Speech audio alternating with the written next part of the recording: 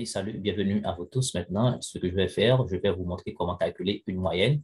La moyenne, je dirais, c'est un indicateur le plus couramment utilisé en statistique, dans la vie courante, en économie, en statistique, etc.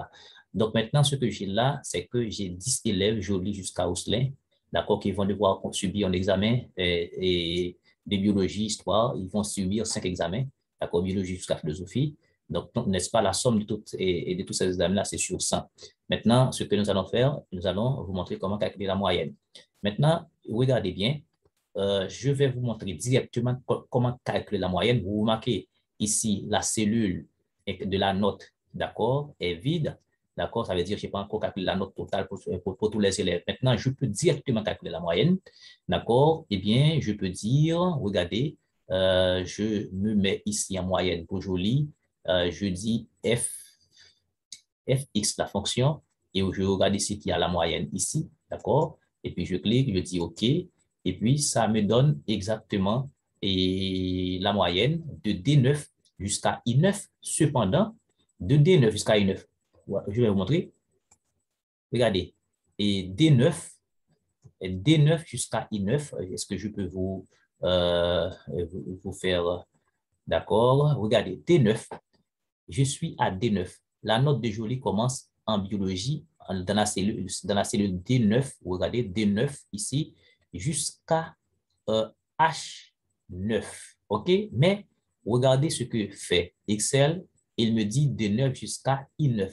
Notons que ici, dans la colonne de notes totale, il n'y a aucune note. C'est normal. Ici, Excel va affecter ici à 0. Eh bien, il n'y a aucun problème. Je vais dire OK, pas de problème. Donc, ça fait moyenne 12,9, 8 pour 12,8 et pour Joly. Et pour trouver la note des autres élèves, il me suffit de trouver en bas et à droite et en bas de 12,8, il y a une petite croix. Il y a ce petit point-là. Je maintiens la souris et je descends automatiquement jusqu'à Osselin et que je trouve la moyenne pour tous les élèves. Vous voyez, ça, c'est une première façon de trouver la moyenne. Ça veut dire automatiquement, Excel me dit de D9 jusqu'à I9, donc il prend aussi, n'est-ce pas, la colonne des cellules vides. Eh bien, je vais vous montrer une deuxième façon. Et ce que je vais faire là, je vais déterminer d'abord la note de chaque élève. Maintenant, je me trouve dans note totale. D'accord? Et bien, je vais dire fonction ici, d'accord, pour Joly, et puis je dis moyenne. Et alors, non, je vais dire de préférence, donc je dois annuler ça, je vais dire somme, d'accord, je vais dire de préférence somme, ok, ça me donne, et la note de D9, d'accord, D9, la cellule D9, jusqu'à la cellule H9, comme vous le voyez clignoter là, d'accord? Eh bien, automatiquement, je fais Enter et puis ça me donne la note. Eh bien, pour trouver les autres notes, je fais comme tout à l'heure et puis je maintiens la souris et je descends. Donc, ça me donne la note pour chaque élève. Maintenant, je vais vous calculer la moyenne. Vous allez voir le piège qu'il faut éviter. Maintenant, je suis en moyenne. Je suis en moyenne. Je vais faire la même chose. Je vais dire fx, la moyenne. Voici donc la moyenne. D'accord? OK. Que fait? Que fait que fait Excel? Tout comme tout à l'heure, il me dit c'est D9 jusqu'à I9. Mais cette fois-ci, cellule, la cellule ici, les cellules ne sont pas vides ici. D'accord? Par exemple, en 64, il y a ici, c'est pas 0 qui est là. Donc, Excel va compter de 15 jusqu'à 69. Donc, si vous calculez cette moyenne-là, d'accord, donc vous allez avoir une moyenne qui va dépasser, d'accord, la plus grande note de la série. D'accord, ça va basculer. Bon, pour cela, ça veut dire, je vais vous montrer, je fais OK. Maintenant, vous voyez quelle moyenne que je trouve? Je trouve 21,33. Donc, il faut être logique. 21,33, une moyenne ne doit pas dépasser la plus grande note et ne doit pas être plus petite que la plus petite note. Il faut comprendre ça. Ça doit se trouver entre la plus petite note et la plus grande note. Donc, vous trouvez 21, donc ce n'est pas une chose normale. Mais pour cela, il faut corriger ça. D'accord? Il faut corriger ça. Je vais vous montrer manuellement, il faut faire ça. Il faut enlever la cellule I9 dans ça manuellement. Pour cela, je refais fx, d'accord? Et puis je dis moyenne, d'accord? Mais cette fois-ci, je dois Je dis OK.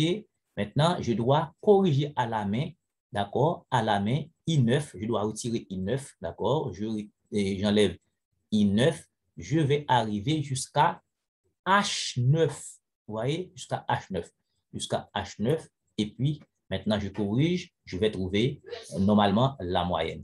Voici, je trouve la moyenne que j'ai trouvée tout à l'heure, et que maintenant, il me suffit de me mettre ici en haut et à droite, d'accord, et je glisse, je descends jusqu'à Osselin, et je trouvais, d'accord, la moyenne pour tous les élèves. Donc, c'était justement ça que je voudrais vous montrer sur la moyenne. Maintenant, d'accord, sur Excel. Maintenant, si vous voulez faire des arrangements, d'accord, vous voulez faire et rendre joli votre travail. Maintenant, je peux ajouter quelques couleurs ici. D'accord, voici, ici, voilà, je trouve une couleur automatique. Maintenant, je peux ajouter du bleu, d'accord, foncé, je peux faire n'importe quelle couleur là. D'accord, vous voyez, je peux faire ça, c'est pas bon. Voici, je mets cette couleur, OK. Voilà, c'est un peu, c'est plus beau. Ici également, dans la colonne des noms, d'accord, je peux sélectionner tous les noms et que je peux ajouter une couleur noire, c'est pas bon. Je peux ajouter cette couleur-là, voici, ça devient plus beau. Et dans la colonne des notes également, de biologie jusqu'à philosophie, d'accord, je peux aussi ajouter de la couleur. Je mets du bleu vert, par exemple. OK, non, c'est pas bon. C'est trop noir. Et voici, je mets ça.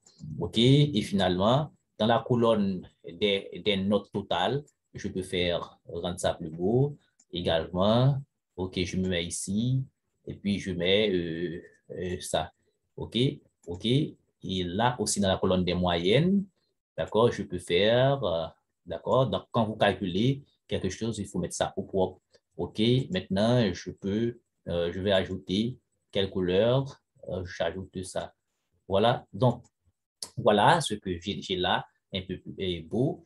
Voilà, c'était justement ça pour la moyenne. Donc, je vous donne alors une astuce pour éviter d'avoir une moyenne qui dépasse la plus grande moyenne et la plus petite et moyenne. Donc, si cette vidéo vous aura plu, donc je vous invite à vous abonner à la chaîne, à liker et à partager pour tout le monde. Merci beaucoup de suivre cette séance. Merci.